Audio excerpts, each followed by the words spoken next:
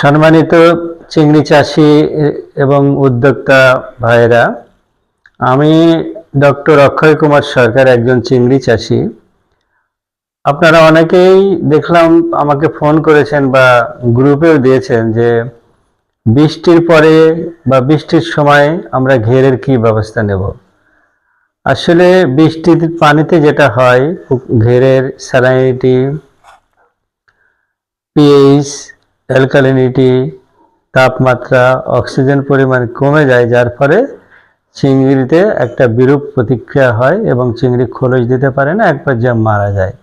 প্রাকৃতিক ঘেরগুলোতে আমাদের আসলে করার কিছু থাকে না, যার কারণে প্রাকৃতিক ঘেরগুলোতে মানে প্রচলিত যে বড় বড় ঘের, এই ঘেরগুলোতে বৃষ্টির ফলে এই প্যারামিটারগুলো যখন পরিবর্তন হয়ে যায়, বৃষ্টির পরে রোদ উঠলে দেখা যাচ্ছে যে আমাদের এই চিংড়িগুলা ভাইরাস আক্রান্ত হয় এবং মারা যায়।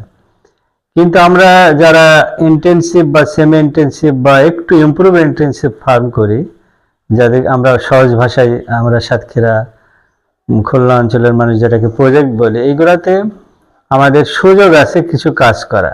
সেটা হচ্ছে যে প্রথমেই আমরা ঘেরটা যদি একটু গভীর করে করি, তাহলে হয়তো আমাদের পানি ধারণ ক্ষমতা বাড়বে।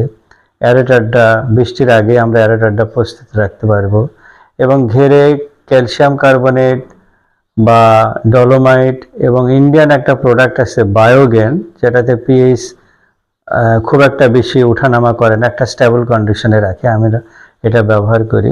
বায়োগেনটা আমরা ব্যবহার করে বৃষ্টির আগের থেকে আমরা এগুলা প্যারামিটারগুলো ঠিক রাখতে পারি।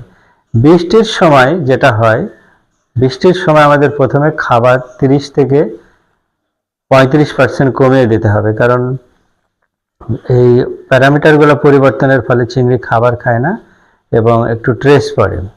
এবং অ্যারেটারটা আমরা বৃষ্টির সময় সবসময় চালিয়ে রাখবো, যাতে পানির স্তর বিভাজন না হয় বা স্টেরিফিকেশন না হয়। এই দুইটা কাজ আমরা বৃষ্টির সময় করব। বৃষ্টির পরে আমরা বা বৃষ্টির সময়কালীনই আমরা দেখব, প্যারামিটারগুলো দেখব। যেমন পানিতে যদি পিএইচ কমে যায়, তাহলে আমরা চুন দেব।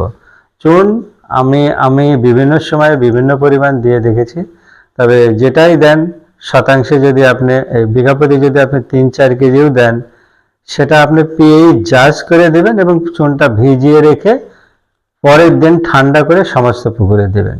এটা দেখবেন পিএইচ যাতে খুব একটা ওঠানামা করে, তাহলে একটু সমস্যা হবে।